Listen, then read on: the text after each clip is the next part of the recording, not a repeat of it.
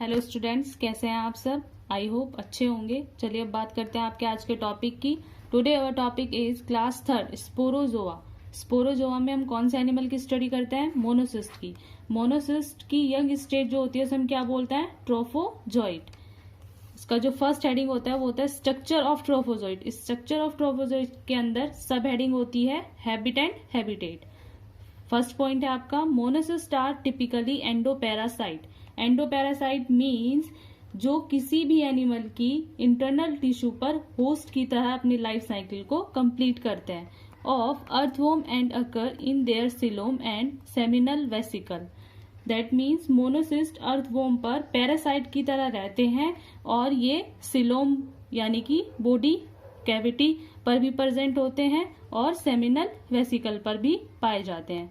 Next point है it develops within the sperm ball sperm morula which is a group of developing sperm और spermatozoa of the host. That means जहां पर sperm का formation होता है वहां पर ये ग्रोथ करते हैं और जब ये होस्ट के अंदर एंटर करते हैं तो उस फॉर्म को हम क्या बोलते हैं? स्पोरोफॉर्म। नेक्स्ट पॉइंट है shape and size. Monocyst is monogenetic. Monogenetic means कोई भी एनिमल जो अपनी लाइफ साइकिल को कंप्लीट करने के लिए एक होस्ट की हेल्प लेता है, यानी कि एक होस्ट से अपनी लाइफ साइकिल को कंप्लीट करता है। द बॉडी शेप राउंडेड और oval and about 5 micrometre long about bounded by a pellicle. That means इनकी जो बॉडी होती है वो राउंडेड और ओवल होती है। साइज जो होता है वो 5 माइक्रोमीटर होता है और जो बॉडी कवर्ड होती है वो पेलिकल से होती है। तो नेक्स्ट पॉइंट है आपका cytoplasm. The cytoplasm has a sharp differentiation between outer clear ectoplasm and inner granule endoplasm. Cytoplasm 2 part में डिवाइड होते हैं, ectoplasm and endoplasm. First ectoplasm जो इनकी आउटर लेयर पर प्रेजेंट होते हैं और इनमें ग्रेनुल अब्सेंट होते हैं, और एंडोप्लाज्म जो इनकी इनर लेयर पर प्रेजेंट होते हैं और जिसमें ग्रेनुल प्रेजेंट होते हैं। जो एक्टोप्लाज्म होती है वो 3 पार्ट में डिवाइड होती है। ये हो गई एक्टोप्लाज्म की तीनों लेयर। इनर लेयर को हम क्या बोलते हैं? मायोसाइट्स। मिडिल लेयर को क्या बोलते हैं? सार्कोसाइट्स। और आउटर लेयर को हम बोलते हैं एपिसाइट्स। नेक्स्ट पॉइंट है electron micrograph of monocyst has shown the presence of Golgi body and mitochondria. जब हमने इसको इलेक्ट्रॉन माइक्रोस्कोप में स्टडी किया तो इसमें कुछ सेल ऑर्गन्स प्रेजेंट मिले, जैसे कि Golgi body, mitochondria, ribosomes, lysosome etc. अब नेक्स्ट पॉइंट है आपका फिजियोलॉजी ऑफ मोनोसिस्ट। फिजियोलॉजी में फर्स्ट हेडिंग आता है आपका locomotion. Monocyst does not process special organ for locomotion. That mean ये क्लास थर्ड के मेंबर्स हैं, इसलिए इनमें लोकोमोशन ऑर्गन अब्सेंट होते हैं। It's known as gregarine movement. That means इनमें माइक्रोट्यूब्यूल्स प्रेजेंट होते हैं जिनकी हेल्प से गैंग्राइन मूवमेंट करते हैं। Gregarine movement means this is similar to the euglenoid movement. Next point है आपका nutrition. Nutrition is saprozoic. Saprozoic means वे एनिमल जो फूड के लिए दूसरे एनिमल पर डिपेंड होते हैं। Reserve food material is stored in endoplasm in the form of paraglycogen granules. That means ये ऑस्मोट्रोफी द्वारा अर्थवॉर्म की जो सेमिनल वेसिकल होती है वहां से लगातार एंजाइम का सिक्रीशन करते हैं जो फूड मटेरियल के साथ मिलकर फूड को एब्जॉर्ब करते हैं। कहाँ? एंडोप्लाज्म में। कहाँ पर? एंडोप्लाज्म में। और एंडोप्लाज्म में किस फॉर्म में करते हैं? पैराग्लाइकोजन की फॉर्म में। जो आपको ये माइक्रोट्यूब्यूल्स दिखाई दे रहे होंगे, सॉरी ग्रेन्यूल्स दिखाई दे रहे होंगे, ये इनकी स्टोर्ड फूड है। अब नेक्स्ट पॉइंट है आपका respiration. The actual mechanism of respiration is monocyst is not known. It is believed that the parasite obtain oxygen by diffusion through its pellicle form the cell contain of host sperm merula. That means pellicle की वजह से एक diffusion होता है और earthworm की जो seminal vesicle होती है जिसमें जितने भी फ्लूइड पाए जाते हैं वहां से ये ऑक्सीजन को एब्जॉर्ब करते हैं और माइटोकॉन्ड्रिया में इसका रेस्पिरेटरी एंजाइम प्रेजेंट होता है। माइटोकॉन्ड्रिया में रेस्पिरेटरी एंजाइम कौन से होते हैं?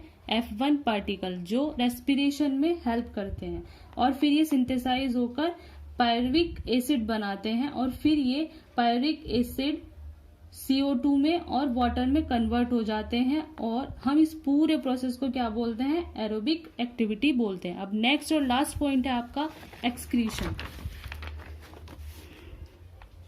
Carbon dioxide and nitrogen waste products produce as a result of metabolism. That means metabolism के अंदर दो प्रोसेस होते हैं, एक first anabolism, second catabolism. Anabolism means formation of food, catabolism means break down of food. Excretion कैसे होता है? Diffusion के थ्रू होता है, जिसमें CO2 और नाइट्रोजनस वेस्ट बॉडी से बाहर निकाल दिए जाते हैं सराउंडिंग फ्लूइड में। आज हमने मोनोसिस्ट में क्या क्या कंप्लीट किया? स्ट्रक्चर ऑफ मोनोसिस्ट और फिजियोलॉजी ऑफ मोनोसिस्ट। स्ट्रक्चर ऑफ मोनोसिस्ट में क्या क्या होता है? इसकी जो आउटर लेयर होती है वो एक्टोप्लाज्म की होती है, जो इनर लेयर होती है वो एंडोप्लाज्म की होती है। इसमें एक न्यूक्लियस प्रेजेंट होता है और जो इसकी आउटर बॉडी कवर्ड होती है वो पेलिकल से होती है। Reproduction in monocyst. Firstly, monocyst is monogenetic, that is, its life cycle is complete in a single host which is earthworm. Next point है monocyst reproduce sexually and the process of reproduction is complicated. Two mature trophozoites associate with each other and they are called gametocysts or gametodes. That means two mature trophozoites associate होकर एक structure बना लेते हैं। उस structure को हम क्या बोलते हैं? गैमेटोसिस्ट या गैमेनोड्स। नेक्स्ट पॉइंट है they grow and secrete rounded two layer cyst called gametocyst. Gamonts growth कर एक राउंड स्ट्रक्चर बनाते हैं और ये अपने चारों तरफ 2 लेयर बनाते हैं। उस लेयर को हम क्या बोलते हैं? सिस्ट, और उस स्ट्रक्चर को हम क्या बोलते हैं? गैमेटोसिस्ट। नेक्स्ट पॉइंट है life cycle of monocyst include gametogamy, syngamy and sporogony. What is gametogamy? 2 adult trophozoites come together side by side, enter body of trophozoites become short and round, the outer layer become thick and hard। ये आपकी life cycle का structure है मोनोसिस्ट की। मोनोसिस्ट की जो life cycle है ये adult ट्रोफोजोइट्स है। अडल्ट ट्रोफोजोइट में क्या क्या प्रेजेंट होता है? Ectoplasm, endoplasm, nucleus and pellicle. Adult trophozoite एक शॉर्ट एंड राउंड स्ट्रक्चर बना लेते हैं। उस स्ट्रक्चर को हम क्या बोलते हैं? गैमेटोसिस्ट। अब 2 एडल्ट ट्रोफोजोइट मिलकर एक गैमेटोसिस्ट बनाते हैं और ये गैमेटोसिस्ट फ्यूजन नहीं करते और आपस में पेयर बनाकर रहते हैं। इस स्टेज को हम क्या बोलते हैं? साइजाइकी। अब ये गैमेटोसिस्ट अपने चारों तरफ 2 लेयर बना लेते हैं। इस लेयर को हम क्या बोलते हैं? सिस्ट। जो इसकी आउटर लेयर होती है वो एक्टोसिस्ट होती है, जो हार्ड होती है, और जो इसकी इनर लेयर होती है वो एंडोसिस्ट होती है, जो थिक होती है। अब इसमें न्यूक्लियस का डिवीजन शुरू होगा और ये डॉटर न्यूक्लियाई में कन्वर्ट हो जाएंगे। ये डॉटर न्यूक्लियाई में कन्वर्ट होकर इसकी आउटर बॉडी पर चिपक जाते हैं और न्यूक्लियस जो है वो डॉटर न्यूक्लियाई सिमिलर गैमेट्स में कन्वर्ट हो जाते हैं और मिलकर एक आइसोगैमेट्स बनाते हैं। Formation of similar gametes is called आइसोगैमेट्स।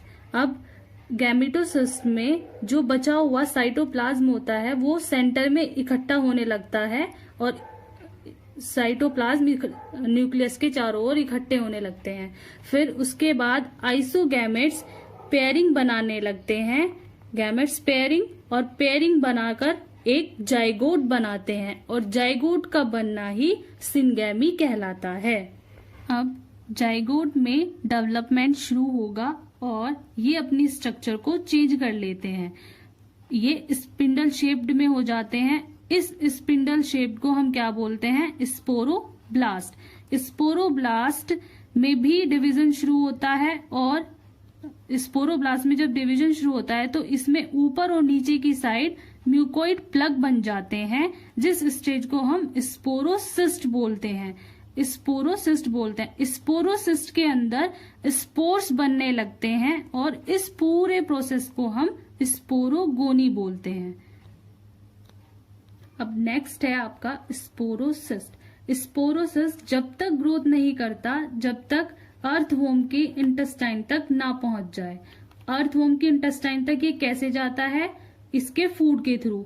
Earthworm जब अपना फूड लेता है यानी सॉइल को खाता है तो स्पोरोसिस्ट अर्थवॉर्म की इंटेस्टाइन तक चले जाते हैं और वहां से सेमिनल वेसिकल तक जाते हैं और वहां पर जाकर स्पोरोसिस्ट में डेवलपिंग शुरू होती है जो स्पोरोजोइट्स में कन्वर्ट हो जाती है।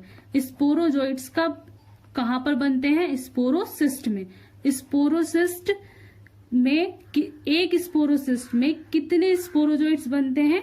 8 ब्रस्ट होने शुरू हो जाते हैं। ये कहां से ब्रस्ट होते हैं? म्यूकोइड प्लग से यानी कि ऊपर की साइड से। और फिर ये स्पोरोसिस्ट ब्रस्ट हो जाते हैं और इनके अंदर जो स्पोरोजोइट्स होते हैं वो फ्रीली मूव करने लगते हैं। आपको दिख भी रहा होगा ये फ्रीली मूव करने लगे। फिर उसके बाद ये स्पोरोजोइट्स अर्थवॉर्म के स्पर्म में एंटर करते हैं। देखिए स्पोरोजोइट्स एंटरिंग यानी कि ये इसके अर्थवॉर्म के स्पर्म में एंटर करता है और फिर उसके बाद यहाँ पर ये अपने फूड को गेन करता है और ग्रोथ करने लगता है और फिर ये ग्रोथ करने लगता है और इस ग्रोइंग स्टेज को हम ट्रोफोजोइट्स बोलते हैं और फिर अर्थवॉर्म के स्पर्म्स जो हैं इस ट्रोफोजोइट्स के चारों तरफ इकट्ठा होने शुरू हो जाते हैं और कुछ डीजनरेट स्पर्म्स इसकी आउटर बॉडी पर चिपक जाते हैं और एक स्पर्म टेल बना लेते हैं। जिस स्ट्रक्चर में स्पर्म टेल प्रेजेंट होती है वो यंग ट्रोफोजोइट कहलाती है, यानी कि जिसमें स्पर्म टेल प्रेजेंट होगी वो ही यंग ट्रोफोजोइट कहलाएगा।